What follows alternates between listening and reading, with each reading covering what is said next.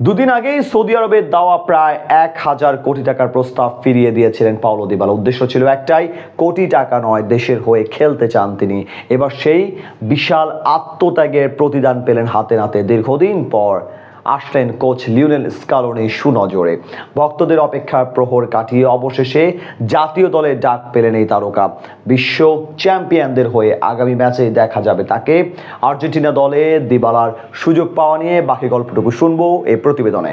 Paulo Dybala Argentine ভক্তদের কাছে এক হতাশার নাম, যার সাথে জড়িয়ে আছে হাজারটা আক্ষেপ। প্রতিভা কিংবা সামর্থ্য কোনো কিছুরই কমতি ছিল না তার মাঝে। তবুও দুঃস্বপ্নের এক কালো রাত্রি হয়ে হারিয়ে যাচ্ছেন অন্ধকারে। একটা সময় ভাবা হতো লিওনেল মেসির পরবর্তী যুগে তিনি হবেন আলবিসেরিস্তাদের নয়নমণি, কিন্তু কেরিয়ারের এই গুরুত্বপূর্ণ সময় এসেও জাতীয় দলের সুযোগ পান না নিয়মিত। একজন ফুটবলারের জীবনে পতনের সর্বোচ্চ তলানিতে এসে ঠেকেছে তার কেরিয়ার, কিন্তু অবশেষে আঁধারের মাঝে এক টুকরো স্বস্তি পেল ভক্তরা। আবারও জাতীয় দলে ডাক পেলেন এই জাদুকর। গুঞ্জন ছিল বিশ্বকাপ বাছাই পর্বে চিলি ও কলম্বিয়ার বিপক্ষে ম্যাচের আগে জাতীয় দলের স্কোয়াডে সুযোগ পাবেন তিনি। অধিনায়ক লিওনেল মেসি ও ডি মারিয়া না থাকায় যার সম্ভাবনা বেড়ে গিয়েছিল দ্বিগুণ হারে। এমনও শোনা গিয়েছে দিবালার সাথে একান্ত বসেছিলেন কোচ লিওনেল স্কালোনি, কিন্তু দল ঘোষণার পর পাল্টে যায় চিত্র। সেখানে কোথাও নেই তার নাম, যেটা দেখে বেশ হতাশ হয়েছিলেন ভক্তরা। এদিকে এর মাঝে সৌদি আরবের ক্লাব থেকে বিশাল প্রস্তাব আসে তার জন্য। ইউরোপ ছেড়ে এশিয়াতে আসার জন্য তাকে বার্ষিক ৭৫ মিলিয়ন ইউরো, বাংলাদেশি মুদ্রায় প্রায় ১,০০০ কোটি টাকার অফার করা হয়। প্রথমে রাজি হলেও পরবর্তীতে তা ফিরিয়ে দেন তিনি।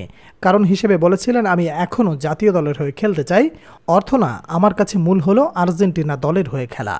দিবালার এমন আত্মত্যাগ দেখে প্রশংসা করেছিলেন সবাই। এবার তার প্রতিদানও পেলেন হাতে নাতে। প্রথম ধাপে আর্জেন্টিনার ঘোষিত স্কোয়াডে তার নাম না থাকলেও এবার ঠিকই স্কালোনির নজরে পড়েছেন তিনি। শেষ মুহূর্তে এসে হঠাৎ করে সুযোগ পেলেন আর্জেন্টিনার বিশ্বকাপ বাছাই দলে। সামাজিক যোগাযোগ মাধ্যমে এক ঘোষণায় আর্জেন্টিনার বিশ্বকাপ বাছাইয়ের দলে দিবালাকে নেয়ার কথা জানিয়েছে দেশটির ফুটবল নিয়ন্ত্রক সংস্থা। মূলত মেসির চোট থেকে সেরে না ওঠার কারণেই দিবালাকে অন্তর্ভুক্ত করা হয়েছে বলে ধারণা করছে সবাই। আর্জেন্টিনা ফুটবল ফেডারেশনের এক প্রতিনিধি বলেন, এসে রোমার ফুটবলার পাওলো দিবালা দক্ষিণ আমেরিকা অঞ্চলের বিশ্বকাপ বাছাইয়ের দলে জায়গা করে নিয়েছেন। তবে দিবালাকে হঠাৎ করে দলে ফেরানোর ব্যাপারে ফেডারেশন বা কোচ স্কালোনি আনুষ্ঠানিকভাবে কিছুই জানাননি। যদিও আর্জেন্টিনার সংবাদ মাধ্যম বুন্দো আলবিসেরিস্তা জানিয়েছেন, লিওনেল মেসির এখনও চোট থেকে সেরে না ওঠায় দিবালাকে নেওয়া হয়েছে। এর আগে ২৮ সদস্যর দলে ছিলেন না রোমার এই ফরওয়ার্ড পাওলো দিবালা, কিন্তু এবার আচমকা সিদ্ধান্ত বদলেছেন স্কালোনি। আর্জেন্টিনার কোপা আমেরিকা জয়ী দলেও ছিলেন না দিবালা। এ বিষয়ে কিছুটা সমালোচনার মুখে পড়তে হয়েছিল স্কালোনিকে।